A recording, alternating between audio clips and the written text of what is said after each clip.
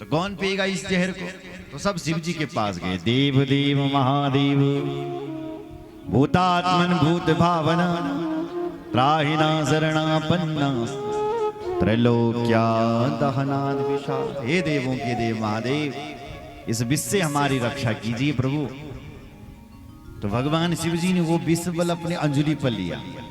ततः करतली कृत्या व्याप्ता हालाहलम वृक्षं अभक्षयन महादेव कृपया भूत भावना। भगवान शिव जी ने वो जहर जैसे अंजलि पर ततः करतली कृत्या अंजलि में लिया, और जब पीने लगे तो ध्यान आया मेरे अंदर तो मेरे राम रहते हैं। अगर मैंने ये जहर पी लिया तो भीतर जो बलराम जी बैठे हैं, शिवस्य हृदयम विष्णु, जो मेरे विष्णु भगवान जी बैठे हैं मेरे हृदय में, तो नहीं बड़ो कष्ट बोलो ये जहर से। तो क्या होगा?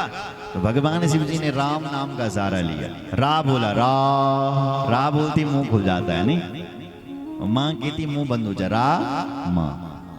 तो सारा जहर अपने मुख में ले लिया और कंठ में लटका दिया, नीचे नहीं जाने दिया।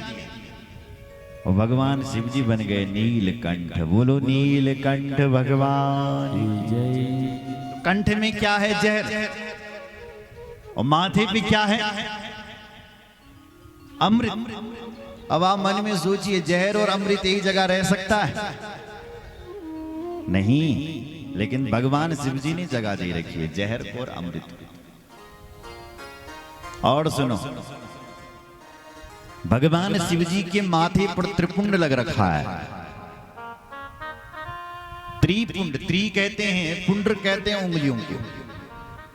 और त्रि मतलब तीन, पुंड्र मतलब उंगली। तो भगवान शिव जी ने त्रिपुंड लगा रखा है। तो जब कहा कि भगवान कौन से त्रिपुंड लगाते हैं, कौन सी भस्म? श्वेत भस्म लगाते हैं। वो श्वेत भस्म कहां से निकलती है? बोले आग्नेय भस्म, अग्निहोत्रीय भस्म। हवन की जो राख होती है वो भस्म भगवान शिव जी लगाते हैं। ये गोमय भस्म, गाय के गोबर को जलाकर की जो भस्म निकलती है, उस भस्म को भगवान शिव जी लगाते हैं। ये महाकाल पर मुर्दे की भस्म भी चढ़ती है। बोलो जय श्री राम। तो भगवान शिव लगाते हैं भस्म। और चरणों में कौन है? भूत से बैठे, माथे पर भभूति और चरणों में भूत। अब असंभव कार्य है कि नहीं है? सुनो, आपके घर में यदि भूत घुस जाए तो आप क्या कहते हैं? भाई भभूति ले आओ, खारू ले आओ, भूतेन भगाओ। अगर भूत घर में घुस गया तो खारू ना लियो ना, ये भूतेन भगाओ। लेकिन शिव जी के पास खारो भी बल और भूत भी, दोनों बैठे हैं।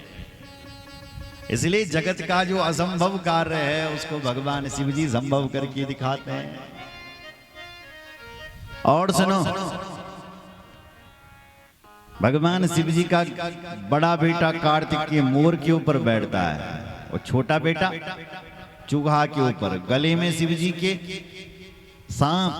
अब देखो, एक दूसरे के विरोधी है। मोर सर्प का विरोधी है और सर्प चूहे का विरोधी है। सांप यदि चूहे को देखता है तो मामा बना करके उसका नाश्ता करता है, पूरा गटक लेता उसका। एक दूसरे के विरोधी हैं, फिर भी शिव जी के घर में कितने प्यार से रहते हैं। भगवान शिव जी का वाहन बैल और देवी का वाहन शेर। मतलब जो असंभव कार्य हैं वो भगवान शिव जी ने संभव करके दिखाए। इसलिए महादेव आदरणीय हैं, अनुकरणीय नहीं है। लोग बोलते हैं भाई शिव जी भांग पीते हैं, हम भी भगवान शिव जी को प्रसाद करने लगे। अरे भैया, शिव जी बाबा तो जहर भी पीते हैं, क्या आप जहर पियोगे? पीने की तो बात दूर रही, यदि तुमने जहर को चखने की भी कोशिश करी कि कनुअनो जहर थोड़ा मैं चाख तो छाऊं, तो उसी समय गोविंदाय नमो नमः हो जाएगी। इसलिए गोस्वामी जी को कहना पड़ा, समरथ को नहीं दोष गोसाई, समरथ को नहीं दोष गोसाई। रवि पावक सुर सर की नाई, रवि पावक सुर सर की नाई, रवि पावक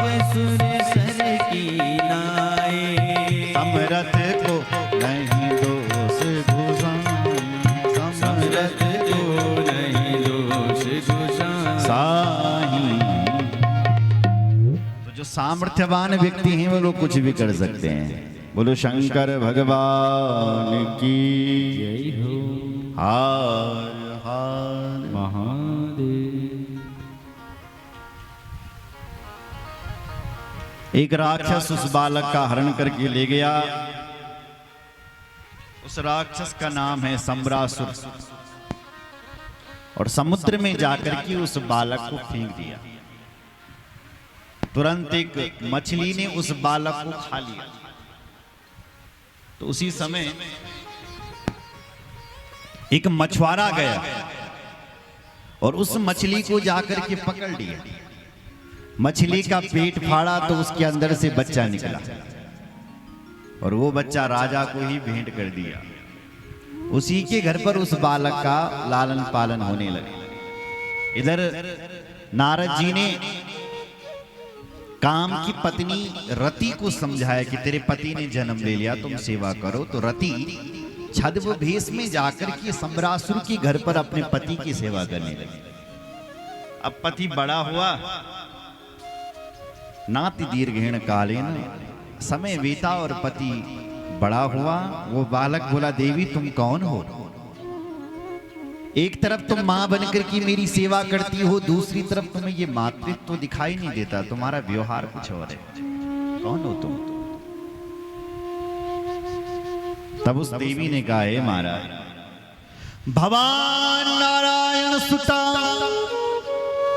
संबरेण हितो गृहान अहम ते धिकृता पत्नी रति कामो भवान प्रभु। हे प्रभु,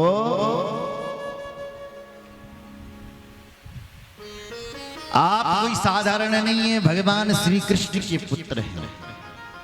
मैं आपकी जन्मांतरों की पत्नी रति हूं और आप मेरे पति कामदेव हैं। और जिसके घर पर तुम हो प्रभु, ये आपका जन्मांतरों का दुश्मन है।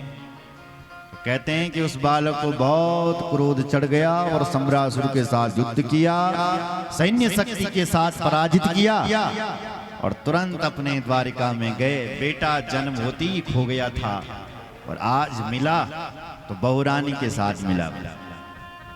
क्या खुशी कहनी महाराज उन माता पिता की। बोलो कृष्णचंद्र भगवान की जय। ये कथा देवी भागवत में लिखी हुई है। यही कथा, जब भगवान का पुत्र खो गया था, भगवान कृष्ण बल इस उत्तराखंड की धरती पर आए और इस उत्तराखंड की धरती पर देवी मां से प्रार्थना करते हैं। देवी पुराण में वर्णन, हे माता मेरो पुत्र कहाँ गए? बोल कहें, लेकिन मेरो पुत्र कहाँ खो गया? किसने चुरा लिया उसको? तू भूल गई क्या कि मैंने तेरा धर्म का पुत्र, जब मैं नर नारायण बने हम, तो हमने तेरी कितनी बड़ी तपस्या की। धर्म मजीन बद्री वनखंड मध्य। हे माता, मैंने बद्रीनाथ में तेरी बहुत बड़ी तपस्या की। किम विस्मृतो जननते त्वयि भक्ति भावा। हे माता, तुम मेरे उस भक्ति भाव को क्यों भूल गई है? तब मां ने भी कहा था कि नारायण आप चिंता ना करें, साप के कारण आपका पुत्र गायब हुआ है, 16 वर्ष के बाद तुम्हें पुनः वापस मिलेगा।